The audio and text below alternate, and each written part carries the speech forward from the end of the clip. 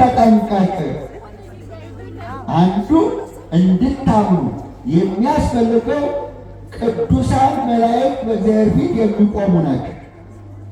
እግዚአብሔርን ቅዱስ ቅዱስ እያሉ የሚያገለግሉ ናቸው። በእግዚአብሔር እስትንፋስ የሚኖሩ ናቸው። ከእግዚአብሔር ጋር የሚኖሩ ናቸው። ደግሞ እግዚአብሔር ሲልካቸው እኔንና እናንተን ያገለግላሉ። ምንም የምከፍሉት ነገር የለም። እመኑ። ገብቷችኋል?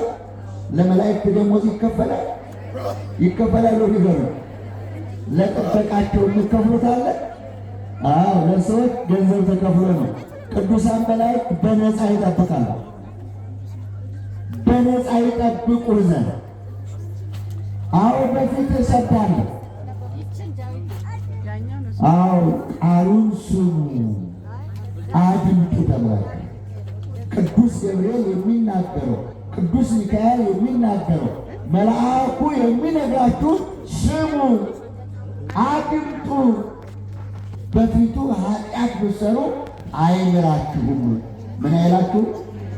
ምን አይላችሁ? ንገሩ። በፊቱ ኃጢአት ብትሰሩ አይምራችሁም። አያችሁ?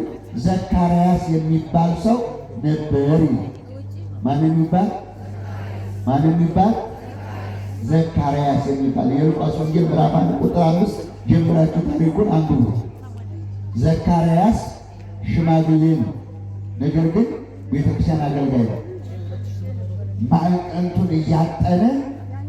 ማዕጠንቱን እያጠነ ማዕጠንቱን እያሳረገ ጸሎተ ዕጣኑን እየደገመ በዛ እየጸለየ ሳለ ይላል ይህ መልአኩ ቅዱስ ገብርኤል መጣ፣ በመሠዊያው በስተቀኝ በኩል ቆመ ይላል። ደስ ይበላችሁ። ለወዳዳለኝ እግዚአብሔር የተመሰገነ። እግዚአብሔር ወደ እናንተ ይመጣል። እናቶች፣ እግዚአብሔር የላከው መልአክ እናንተን ለማገልገል ይመጣል። መልእክት ለማድረስ ይመጣል። አዎ በሁሉ ቦታ አለ የእግዚአብሔር መልአክ ይጠብቋቸዋል። ግን እግዚአብሔርን ስፈሩ። ማንን ስፈሩ? እግዚአብሔርን ማለት በሚፈሩ ሰዎች ዙሪያ የእግዚአብሔር መላእክት ይሰፍራሉ፣ ያድኗቸውማል። ማንን በሚፈሩ? እግዚአብሔርን ስትፈሩ ያገለግሏቸዋል። እግዚአብሔርን ስትፈሩ ይጠብቋቸዋል። እግዚአብሔርን ስትፈሩ አዎ ከእናንተ ጋር ይሆናሉ። መውጣቸው መግቢያቸው አዎ በፊቱ ተጠንቀቅ፣ በፊቱ ኃጢአት እንዳትሰራ እንዳትበድል ተጠንቀቅ አለ።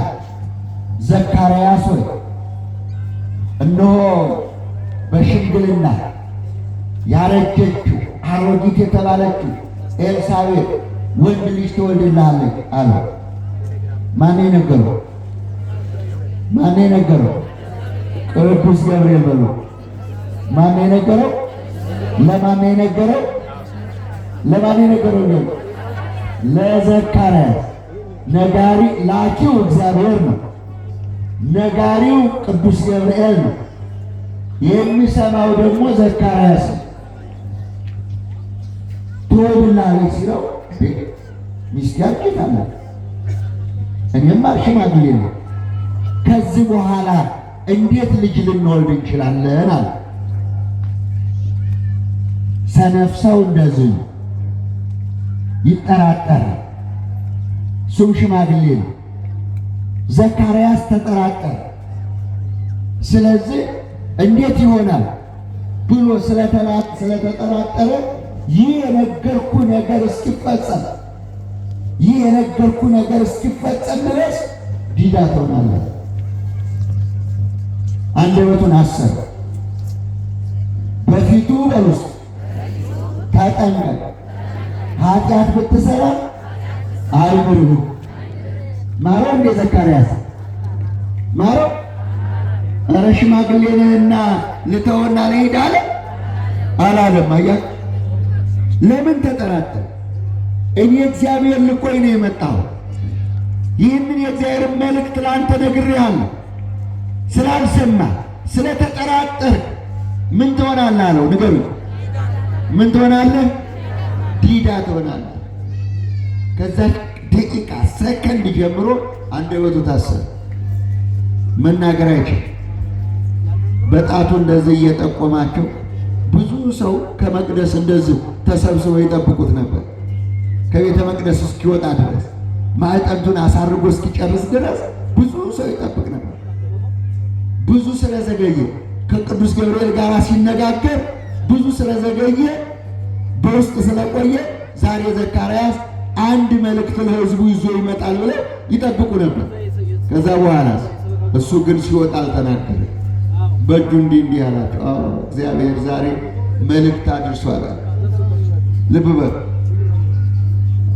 ዛሬ ስንቶች ታስረው፣ ስንቶች ዲዳ ሆነ።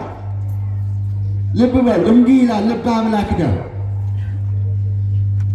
ቅዱሳንን የሚነቅፉ ቅዱሳንን የሚሰድብ አንደበት ዲዳ ይሁን። ምን አልኳችሁ? ቅዱሳንን በመስቱላችሁ ቅዱሳንን የሚሰድብ አንደበት ዲዳ ይሁን። ይሄ ልበ አምላክ ዳዊት ያለ ዘካርያስ ተጠራጥሮ ነው። ዛሬ ግን የሚሳደቡ የሉም ወይ ንገሩ? መላእክትን የሚሳደቡ ጻድቃን ሰማዕታትን የሚሳደቡ የሉም? ስንቶች ዲዳ ሆነዋል። በነፍሳቸው ዲዳ ሆነዋል።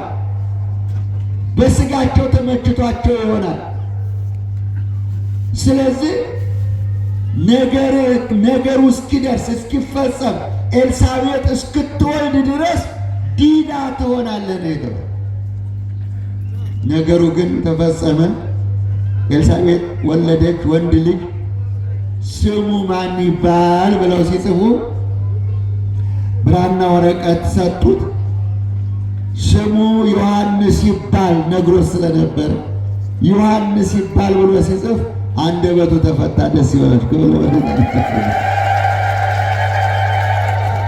ኃጢአታችሁን ያልተናዘዛችሁ አንደበታችሁ የታሰረባችሁ እንደ ተለሰነ መቃብር የተቀመጣችሁ እግዚአብሔር አምላክ አንደበታችሁን ከፍቶ ለኑዛዜ ያብቃችሁ፣ ለንስሐ ያብቃችሁ። አዎ ይህ ቅዱስ ገብርኤል ኃይለኛ ነው። ለሚወዱት ደራሽ ነው። ለሚወዱት ጠባቂ ነው። ለሚወዱት መልእክት ያደርሳል። የቅዱስ ገብርኤል ፍቅር ልዩ ነው። አይደለም ወገኖች? ልዩ ነው። ስለዚህ በፊቱ ተጠንቀቅ። ስሜ በሉ በእርሱ ላይ ስለሆነ በሉ እስቲ። አዎ ስሜ የማስም የእግዚአብሔር በሉ እስቲ። የማስም ስሜ በእርሱ ላይ ስለሆነ ስሜ የተባለው ኤል የሚለው ነው። ኤል በሉ እስቲ። ሚካኤል፣ ገብርኤል፣ ሩፋኤል፣ ራጉኤል፣ ኡራኤል፣ ፋኑኤል እነዚህ እልፍ አእላፋት ለቁጥር የሚታክቱ መላእክት እልፍ አእላፋት መላእክት መጨረሻቸው ኤል ነው። ምንድን ነው? ኤል በሉ እስቲ። ኤል የሌለበት መልአክ የለም። ሁሉም ኤል ነው ቦታቸው። ኤል ማለት ኃያል አምላክ ማለት ነው። ምን ማለት ነው? ንገሩኝ። ኃያል አምላክ ማለት ነው። በእግዚአብሔር ስም ነው ቅዱሳን መላእክት የሚጠሩ። ገብርኤልን፣ ሚካኤልን ወይም ቅዱሳን መላእክትን ስንነቅፍ እግዚአብሔርን እንነቅፋለን። እግዚአብሔርን ስንነቅፍ መላእክቱን እንነቅፋለን። ስለዚህ ቅዱሳንን መንቀፍ የሰነፎች ነው። ይብል አብድ በልቡ አልቦ እግዚአብሔር። ሰነፍ በልቡ አምላክ የለም ይላል። ሰነፍ ነው። አያችሁ፣ እግዚአብሔር ያከበራችሁ ስሙን ያስቀመጠላችሁ በስሙ ሁለት ይውላችሁ። ሰውና ቅዱሳን መላእክት የከበሩት በዚህ ስም ነው። እኔና እናንተ ደግሞ በክርስትና ስም ከበር። ወለተ ገብርኤል፣ ኃይለ ገብርኤል፣ ወልደ ማርያም፣ ገብረ ማርያም፣ ገብረ መድኅን፣ ወለተ መድኅን የላችሁ? ክርስትና ስም አላችሁ? የማይሞት ስም አላችሁ? እስቲ ክርስትና ስም ያላችሁ እጃችሁን አውጡ። ክርስትና ስም ያላችሁ የሌላችሁ እንዳታወጡ። ያላችሁ እስቲ ተናገሩ። ክርስትና ስማችሁን ተናገሩ። ሁላችሁም ተናገሩ። ይሰማል፣ ይሰማል። እግዚአብሔር የተመሰገነ ይሁን። እግዚአብሔር የተመሰገነ ይህንን ክብር የሰጠን እግዚአብሔር ክብር ምስጋና ይድረሰው። የኔና ኤል ቅዱሳን መላእክት በኤል ከበሩ። ሰው ደግሞ በክርስትና ስም ከበረ። ሰው ደግሞ በክርስትና ስሙ በእግዚአብሔር ስም ተጠራ። አሁን እዚህ ብዙ ሰዎች ተኝተዋል አይደል? የመቃብሩ ከተማ እዛ አለ አይደለ ወገኖች? እነዚህ የመተኙ ሰዎች ሁሉ ሞተው ይጸለይላቸዋል አይጸለይላቸውም? ቤተ ክርስቲያን በምናቸው በምናቸው? የዛሬ 100 ዓመት የሞተው ሰው ዛሬ ቤተ ክርስቲያን ይጸለይለታል አይጸለይለትም? አዎ፣ ፍታት ይፈታል፣ ቅዳሴ ይቀደሳል፣ ስሙ ይጠራል። በትንቢተ ኢሳይያስ ምዕራፍ 56 አዎ በቤቴና በቅጽሬ ለሚኖሩ የማይሞት ስም ሕያው ስም እሰጣቸዋለሁ። የመላእክት ስም ያልሞተ ስም የተሰጣቸው ይኸውላችሁ፣ የመላእክት ስም ሕያው የሆነው በኤል ነው። የእግዚአብሔር ስም ነው ኤል። እኔና እናንተ ደግሞ ሕያው ስም በክርስትና ስም ነው። ክርስትና ስም የሌለው በእግዚአብሔር ስም አይጠራም። የእግዚአብሔር ልጅ አልሆነም። አዎ የእግዚአብሔር ልጆች በለው፣ የእግዚአብሔር ልጆች በለው። ከእግዚአብሔር ተወልደዋልና ዓለምን ያሸንፋሉ ይላል። ክብር ለመድኃኔዓለም። አዎ ዓለምን ያሸንፋል።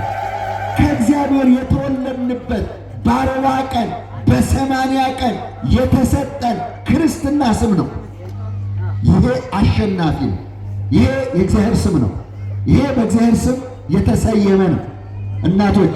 ስለዚህ ሰው ሁሉ በክርስትና ስም ከበረ።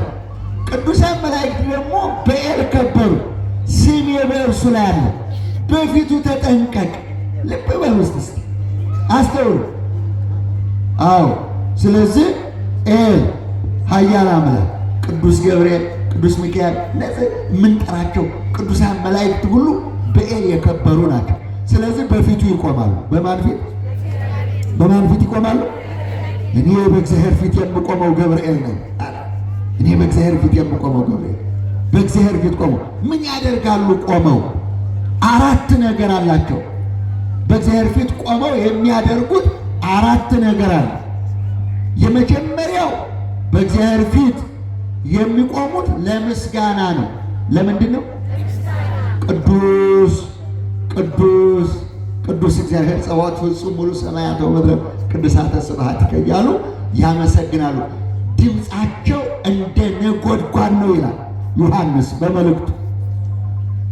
ድምፃቸው 24 ሰዓት እንደምን አልኳቸው? እንደምን አልኳቸው? የነጎድጓድ ድምፅ። ይሄ መብረቁ ነጎድጓዱ ሰምታችኋል አይደለም? ልክ 24 ሰዓት የቅዱሳን መላእክት በእግዚአብሔር ፊት እንደዚህ ነው፣ እንደ ነጎድጓድ ነው። አንደኛ የመጀመሪያው ቅዱሳን መላእክት በእግዚአብሔር ፊት የሚቆሙት ለምስጋና ነው። ሁለተኛው ደግሞ ቅዱሳን መላእክት በእግዚአብሔር ፊት የሚቆሙት ለተልእኮ ነው። ለምን አልኳችሁ? ለምን አልኳችሁ? አጥፉ ሲላቸው ያጠፋሉ፣ አድኑ ሲላቸው ያድናሉ። ጥፋቱ እንደ ሎጥ ዘመን ያቺ ሰዶምና ገሞራ ሚካኤልና ገብርኤል ሄደው ነው ያጠፏት ያችን ከተማ። አጥፉ ሲላቸው ያጠፋሉ፣ አድኑ ሲላቸው ደግሞ ያድናሉ።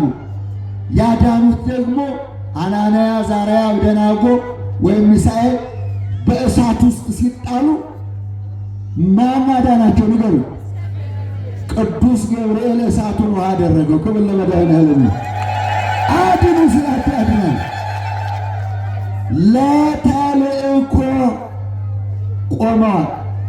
አንደኛ ለምስጋና፣ ሁለተኛ ለተልእኮ፣ ሶስተኛ ጸሎታችንን ለማሳረግ። ለምን አልኳችሁ? አሁን ሁላችሁም ጸለያችኋል አይደል? ዙሪያው ጸለያችኋል አይደል? የተለያየ ሐሳብ ለእግዚአብሔር ነግራችኋል አይደል? ይህን ጸሎት የሚያሳርገው ቅዱስ ገብርኤል ነው። ደስ ይበላችሁ። ለመድኃኔዓለም አሁን ራዕየ ዮሐንስ ምዕራፍ 8 ቁጥር 3 ራዕየ ዮሐንስ ምዕራፍ 3 ቁጥር 8 ምዕራፍ 8 ቁጥር 3 ላይ እንዲህ ይላል የቅዱሳኑን ጸሎት በሉ የቅዱሳኑን ጸሎት እንዲያሳርግ ብዙ ዕጣን ለመልአኩ ተሰጠው። እነሆ በሉ በእግዚአብሔር ፊት አሳረገው ይላል። ክብር ለመድኃኔዓለም። አሁን እኛም የምንጸልየውን ጸሎት እዚህ የሚሰዋውን መስዋዕት እዚህ የሚታጠነውን ማዕጠን የሚያሳርጉት ቅዱሳን መላእክት ናቸው። ራዕየ ዮሐንስ በተጻፈው መሰረት ዕጣኑ በእግዚአብሔር ፊት ወጣ ይላል።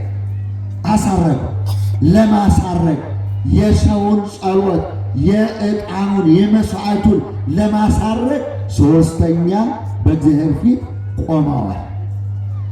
አራተኛውና የመጨረሻው በጽናት ቆመዋል። ደስ ይላችሁ። ለመድኃኔዓለም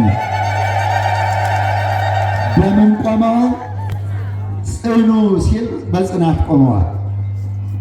ቅዱሳን መላእክት ሳጥናኤል ሁከት በፈጠረበት ዘመን ሳጥናኤል ስገዱልኝ ባለ ጊዜ እኔ ነኝ የፈጠርኳችሁ ባለ ጊዜ ይህ መልአክ ቅዱስ ገብርኤል አምላካችን እስኪገለጥ ውሳኔያችንን እስክናውቅ ድረስ በያላችሁበት ቁሙ ብሎ ያጸናቸው ቅዱስ ገብርኤል ነው። ክብር ለመድኃኔዓለም።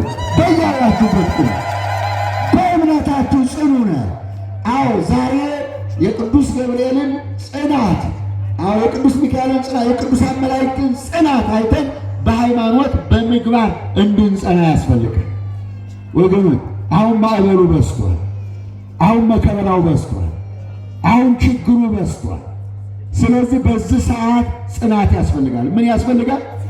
የሃይማኖት ጽናት በል ውስጥ የሃይማኖት ጽናት ያስፈልጋል በል ውስጥ የሃይማኖት ጽናት ያስፈልጋል። እስከ መጨረሻው በሉ የሚጸና እርሱ ይድናል።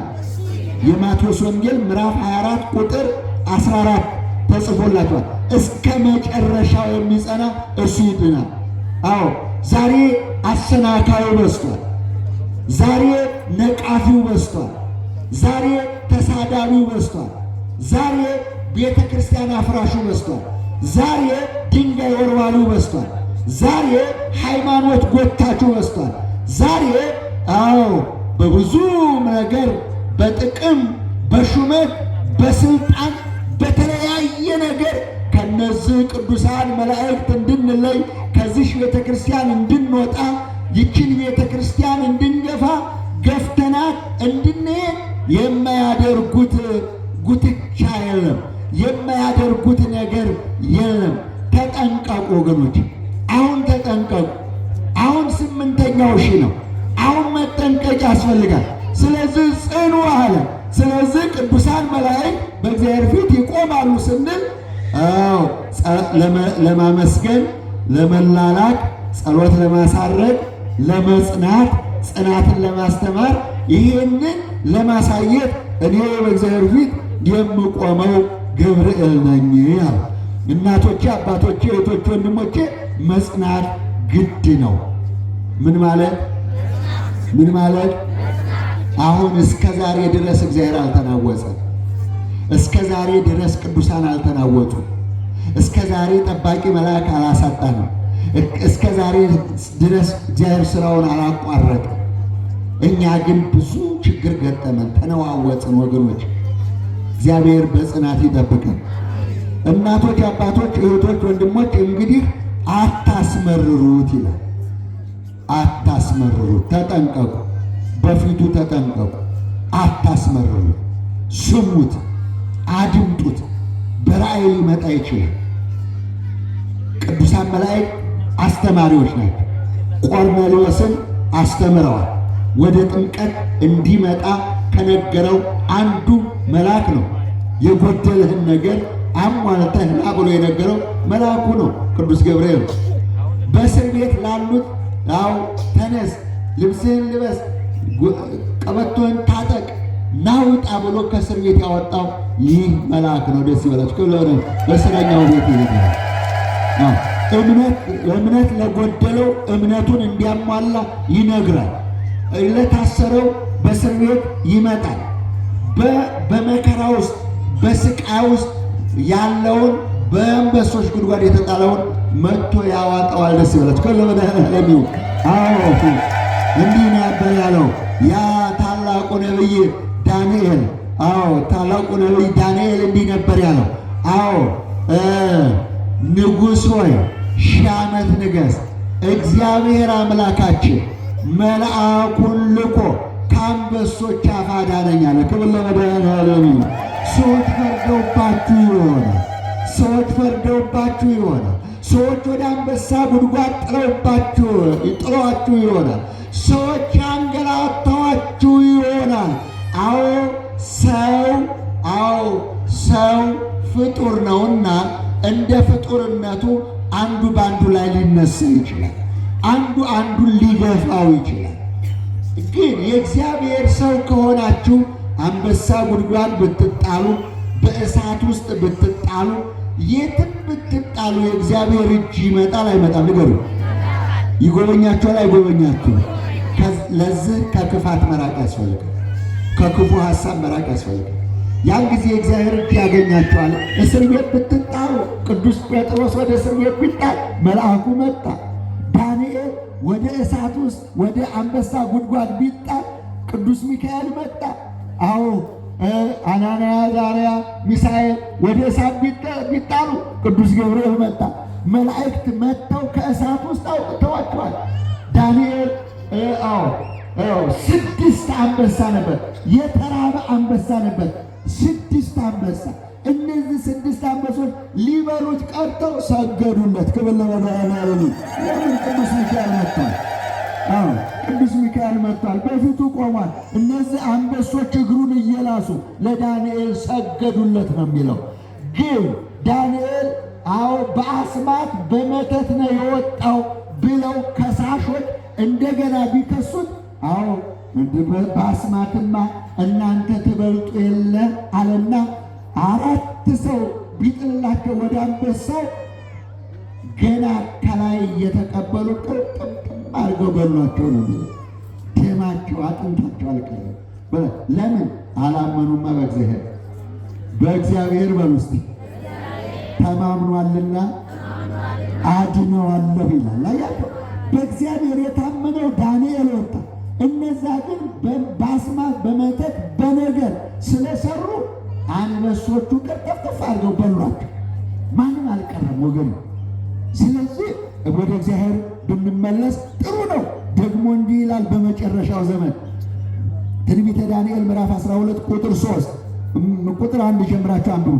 ትንቢተ ዳንኤል ምዕራፍ 12 ቁጥር 1 ላይ ጀምራችሁ በዚያን ዘመን በሉ በዚያን ዘመን ስለ ሕዝብ ልጆች የሚቆመው ታላቁ መልአክ አለቃ ሚካኤል ይነሳል ይላል። ክብር ለመድኃኔዓለም። ለበጎ ቀን የታተሙትን፣ ለበጎ ቀን የተጻፉትን፣ ለበጎ ቀን በይቅርታ በምሕረት በሕይወት መጽሐፍ የተጻፉትን ይላል በግንባራቸው ላይ የብርሃን መስቀል ያትምባቸዋል ይላል። ክብር ለመድኃኔዓለም። አወገን ያ ክፉ እሳት አለ፣ ትሉ የማያንቀላፋ አለ፣ እሳቱ የማይበርድ አለ። ጌታችን መድኃኒታችን ኢየሱስ ክርስቶስ እንዲህ ብሎ ነበር። ይህንን ኃይል ለመግለጽ ለመግለጽ እጅ ብታሰናክል ቆርጠህ ጣላት፣ እግር ብታሰናክል ቆርጠህ ጣላት፣ ዓይን ብታሰናክል አውጥተህ ጣላት።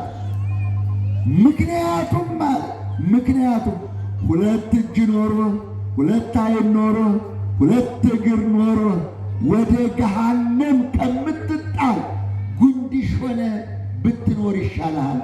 ጥላቸው የማያንቀላፋ እሳቱ የማይበር ዘለዓለም ገሃነም አለና ከዚህ ለመዳን ጉንድሽ አንካሳ ሆነ መኖር ይሻላል።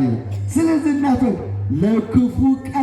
ለክፉ ቀን የታተሙ እንደ ይሁዳ ያልታደሉ እንደ ይሁዳ በመንገድ የቀሩ ተጠርተው የከሰሩ ብዙ ናቸው ወገኖች።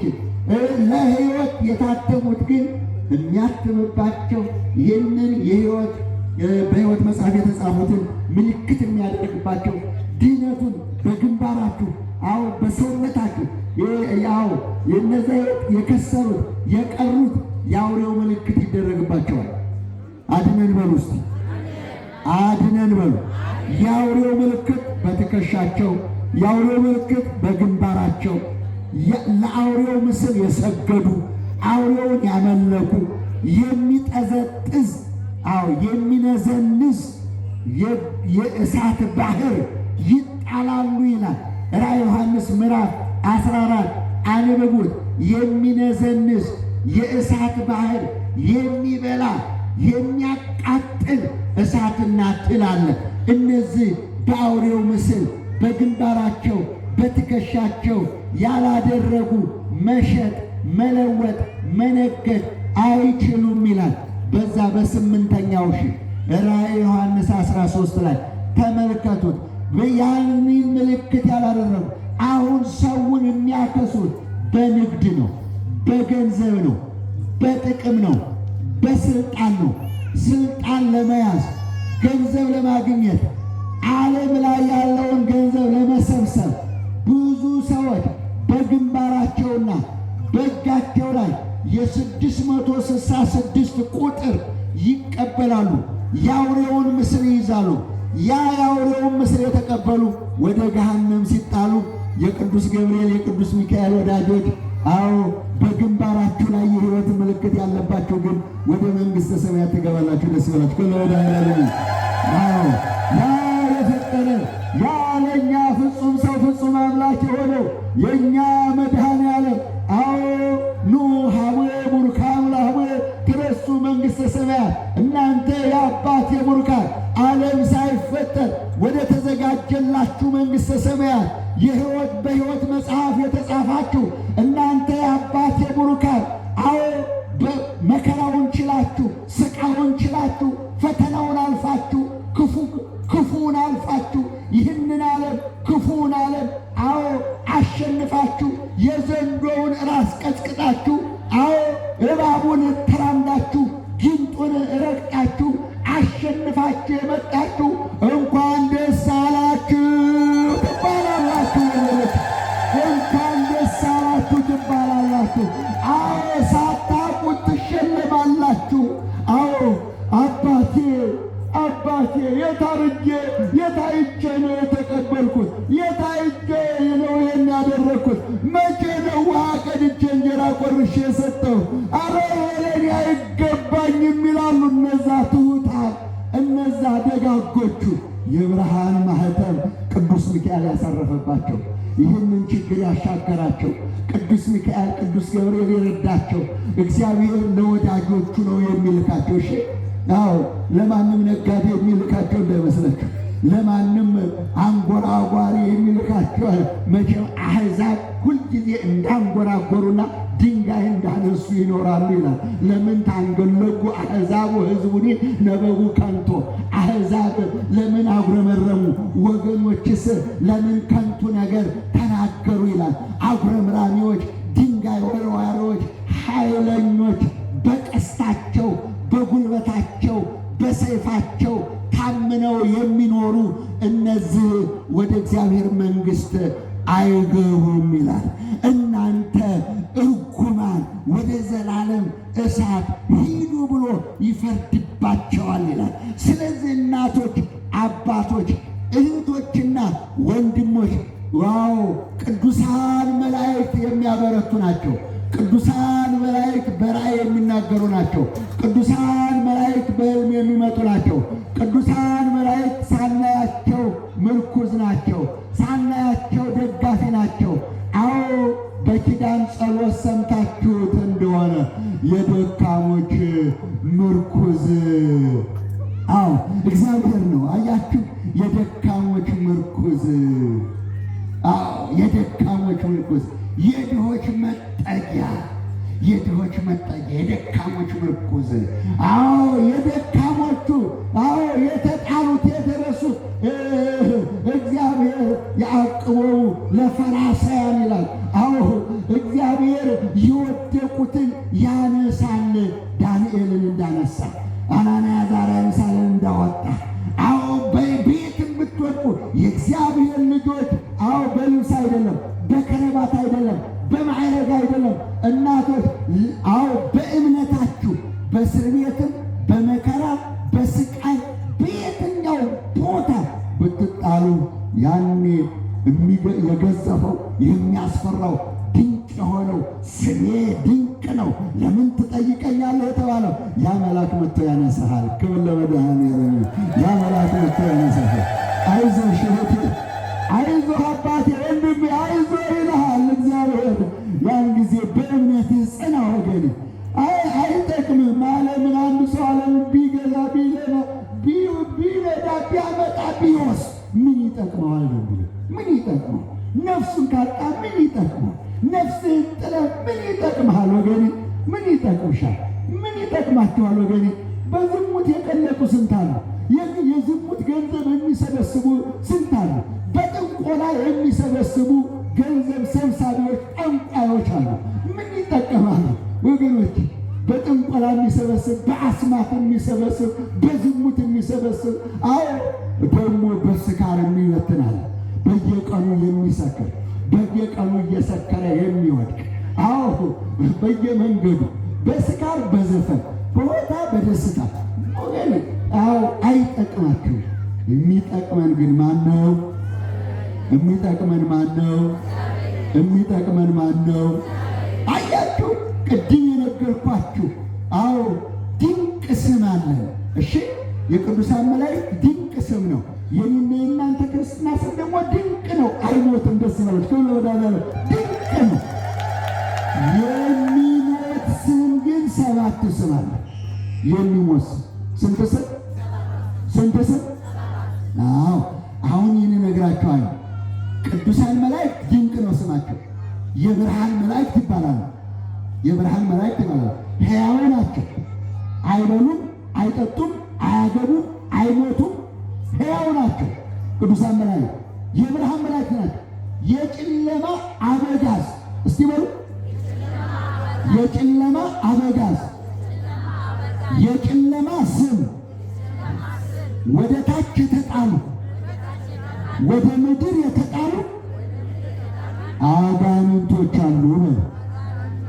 መጀመሪያ ራዕየ ዮሐንስ 12:7 ልንገራችሁ። በቃ መጨረሻ ራዕየ ዮሐንስ ምዕራፍ 12 ቁጥር 7 ላይ እንዲህ የሚል ኃይለ ቃል አለ።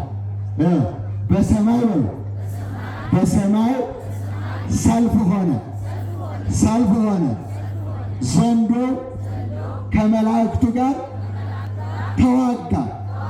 እነሆ በሉ በቅዱስ ሚካኤል መሪነት ቅዱሳን መላእክት ዘንዶውን አሸነፉት ይላል። ክብር ለመድኃኔዓለም። ዘንዶ አሸነፉት። ዘንዶ አልቻለም ይላል። እስቲ ዘንዶ አልቻለም በሉ። ዘንዶ አልቻለም በሉ እስቲ ባካችሁ። ዛሬም ይችን ቤተ ክርስቲያን የሚገፉ ዘንዶች አይችሏትም። ክብር ለመድኃኔዓለም። ይችን ቤተ ክርስቲያን የሚገፉ ዘንዶች አይችሏትም፣ አይችሏትም። የገሃነም ደጆች ቤተ ክርስቲያንን አይችሏትም፣ አይችሏትም ወገኖች። አዎ የገሃነም ደጆች አይችሏትም። አዎ ስለዚህ በሰማይ ሰልፍ ሆነ። ሚካኤል ከመላእክቱ ጋር ከዘንዶ ጋር ጦርነት ገጠመ። ቅድም ያልኳችሁ በሉ እስቲ በቅዱስ ሚካኤል፣ በቅዱስ ገብርኤል፣ በቅዱሳን መላእክት የሚል ስል ስለነበረ ዘንዶ ወደቀ፣ ወደ ምድርም ተጣለ። በሉ እስቲ እባካችሁ ወደ ምድርም ተጣለ። በሉ እስቲ አዎ የወንድሞችም ከሳሽ ሆነ ይላል። የምን ከሳሽ? አዎ እኔን እናንተን ሌሊትና ቀን ያስቸገረ ሰይጣን ይሄ ነው። ከሳሹ ይሄ ነው። 7 ስም አለው። ከተጣለ በኋላ መጀመሪያ ስሙ የመላእክት አለቃ ሆኖ አንድ ነበር። ስሙ ሳጥናኤል ይባላል። ማን ይባላል? ሳጥናኤል ማለት የመላእክት ሁሉ አለቃ ነበር። ያንን ማዕረግ ይዞ አያችሁ፣ ያንን ማዕረግ ስሙንም አጥቶ ማዕረጉንም አጥቶ ወደ ምድር ሲወድቅ 7 የወደቀ ስም ተሰጠ። ተጠንቀቁ፣ እሺ በፊቱ ተጠንቀቅ ነው። ተጠንቀቁ፣ በፊቱ ተጠንቀቁ። አያት አንድ ዲያብሎስ ነው። አንድ ዲያብሎስ፣ 2 ሰይጣን፣ 3 አጋንንት፣ 4 ዘንዶ፣ 5 እባብ፣ 6 አውሬ፣ 7 ጠንቋይ። ኤል አለበት አለ ልበል። ዘንዶ ኤል አለ፣ እባብ ኤል አለ፣ ዲያብሎስ ኤል አለ፣ ሰይጣን ኤል አለ፣ ጠንቋይ ኤል አለ፣ አውሬ ጠንቋይ ኤል አለ። እሺ እዚህ ውስጥ ልጠይቅ፣ አቶ ዘንዶ የሚባል ሰው አለ? አቶ ዘንዶ ወይዘሮ ባበስ ለምን አልተጠራ? ወይዘሮ አጋንንት የሚባል አለ? አቶ ዲያብሎስስ በዚህ ስም የሚጠራ አለ? አቶ ጠንቋይ፣ ወይዘሮ ጠንቋይ የሚባል አለ? ይህ በዚህ 7 ስም የተሰጠው የጨለማ አበጋዝ ይባላል። ለዘላለም ድቅድቅ ጨለማ ተጠበቀለት ይላል የይሁዳ መልእክት ምዕራፍ 1 ቁጥር 8። ለዘላለም ድቅድቅ ጨለማ የተጠበቀለት ይሄ 7 ስም የወደቀ ስም። ይህንን የጣሉት ደግሞ ቅዱሳን መላእክት ናቸው። ከወለወዳ ያለው አሸናፊነት፣ አዎ በአሸናፊነት ቅዱስ ሚካኤል፣ ቅዱስ ገብርኤል፣ አዎ በአሸናፊነት፣ አዎ ከዛ ከሰማይ ወደ ምድር ተጣለ። ለዚህ ለተጣለና ለወደቀ ለዚህ ርሚጦ እየደፋችሁ ዶሮ እያረዳችሁ በግ እያረዳችሁ ለአጋንንት ገባሪዎች እንዳትሆኑ እግዚአብሔር ይጠብቃችሁ። ማን ይጠብቃችሁ? አያችሁ አጋንንትን በማጥባት ልናሳድገው አንችል። አጋንንትን ተውት፣ ግድ የላችሁ። ዲያብሎስን ተውት፣ ሰይጣንን ተውት። እሱ ጠላት ነው አይደለም? ቅዱስ ገብርኤል ወዳጅ ነው፣ ዲያብሎስ ግን ጠላት ነው ወገን። ስለዚህ ከጠላቶቻችሁ ተለዩ፣ ጠላቶቻችሁን ራቁ፣ ወዳጆቻችሁን ቅዱሳን መላእክትን ቅረቡ። ስሜ ድንቅ ነው በሉሲ። ስሜ ድንቅ ነው፣ በፊቱ ተጠንቀቅ። ስሜ በእርሱ ላይ አለና የማስብ እግዚአብሔር አለበት። ክብር ለመድኃኔዓለም ይመስገን። ያስተማረን፣ ለመከረን፣ ለገሰጸን ለልዑል አምላካችን ክብር ምስጋና ይድረስ። አበዛሁባችሁ አይደል? አልከፋችሁም አይደል? አልከፋችሁም አይደል? እሺ ብድግ በሉ። እግዚአብሔር ይባርካችሁ። እስካሁን ድረስ ላቆየንና ላስተማረን አምላካችን ክብር ምስጋና ይድረስ።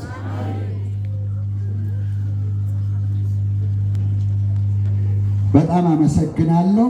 መጽሐፉን ገዝታችሁ 8,000 ብር ለቅዱስ ገብርኤል እንዳበረክት ስለረዳችሁኝ አመሰግናለሁ። ለራሳችሁ አመስግኑ። አመሰግናለሁ። አሁን ይህ ቅዱስ ገብርኤል እስካሁን ድረስ በዚህ ጉድጓድ ውስጥ ተቀብሮ ነው የኖረው። እሱም እንደ ሰዎቹ አብሮ ተቀብሯል ማለት ይቻላል። አይመስላችሁ? እዚህ ወንዙ ውስጥ ከመቃብር ጋር አብሮ ተቀብሮ ኖሯል። አሁን ግን እግዚአብሔር ይመስገን ከፍ ብሎ ካቴድራሉ እየተሰራ ነው። አይታችኋል? ክብር ለስሙ። ሁሉም በጊዜው እንደዚህ ይወጣል። ሁሉም በጊዜው እንደዚህ ከፍ ይላል። አሁን መንገድ ዳር ወጥቷል። አሁን ካቴድራሉ ግራውንዱ አልቆ አሁን ከላይ ስላፑን እየሰሩ ነው። አይታችሁ ከሆነ ስላፑን እየሰሩ ነው። ስለዚህ ስላፑን እየሰሩ ስለሆነ ይህንን የቅዱስ ገብርኤልን ካቴድራል በዚህ በታሪካዊው ቦታ በቀራንዮ መድኃኔዓለም ጥንታዊ ታሪካዊ ቀራንዮ መድኃኔዓለም እግዚአብሔር ፈቅዶና ወዶ አባታችንን ሊቀ ሥልጣናትን አምጥቶ በዛ ጊዜሙ ታሪክ ተሰርቷል። ክብር ለመድኃኔዓለም ይሁን። አሁን ደግሞ እስቲ ቅዱስ ገብርኤልን ከዚህ ላውጣው ብለው በማስተዋልና በማየት መጥተው ፈቃድ አውጥተው ታግለው ቅዱስ ገብርኤልን ከዚህ ወደ ላይ ከፍ አድርገውታል። ከፍ ያድርጋችሁ። ሰበታ ጉባኤውን ልማት ኮሚቴውን አባታችን በእውነት ከፍ ያድርገዋል። አዎ ቅዱስ ገብርኤል ይርዳዋል። እልበሉና መስገበራት ከፍ አድርገውታል። አሁን ደግሞ እናንተ መረባረብ አለባችሁ። አሁን ለዚህ ለስላቡ ብረት ያስፈልጋል። ባለስንት 10 12 14 ቆይ እዚህ ጋር እሺ ባለ 10 432 ቤርጋ ያስፈልጋል። ባለ 10 432 ቤርጋ ያስፈልጋል። ይሄን ለመዝጋት ባለ 12 210 ቤርጋ ያስፈልጋል። ባለ 14 318 ቤርጋ ያስፈልጋል። ባለ 16 60 ቤርጋ ያስፈልጋል። 60 ቤርጋ ልትገምላችሁ። ባለ 10 432 ባለ 12 210 ባለ 14 318 ባለ 16 60 ማነው የቅዱስ ገብርኤል ወዳጅ? 10 ብረት ብንገዛ 10 ብረት ብንገዛ ይሄንን መሸፈን እንችላለን አንችልም? እንችላለን አንችልም?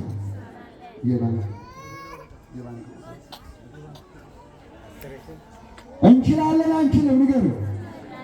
ለሚያምን በውስጥ ለሚያምን ሁሉ ይቻላል በውስጥ ለሚያምን ሁሉ ይቻላል በውስጥ ይቻላል በውስጥ በሉ። አሁን ሁላችሁም ይሄው የኔ 8,000 ብር የኔ 8,000 ብር ነው። እዚች ላይ ጨምሩባት። ሁላችሁም ለቅዱስ ገብርኤል የያዛችሁት ከአንድ ብር ጀምሮ ማንም በረከት ሳይቀበል ነው በጋራ እችን 60 ቤርጋ ልንችል እንችላለን። በጋራ አዎ 1,000 ብር 500 ብር 200 ብር 1 ብር 10 ሳንቲም ሁላችሁ በዚህ በፍለት ዝች መንጣፋ ላይ ገበጣችሁ ሁላችሁ። እሺ የቅዱስ ገብርኤል የህንጻው የቅዱስ ገብርኤል ህንጻ ማሰር አዎ በሉ። እሺ ቆይ እንጓላ እናገራለሁ። አሁን ርብርቦች ላይ ናችሁ። እሺ ኑ ናችሁ።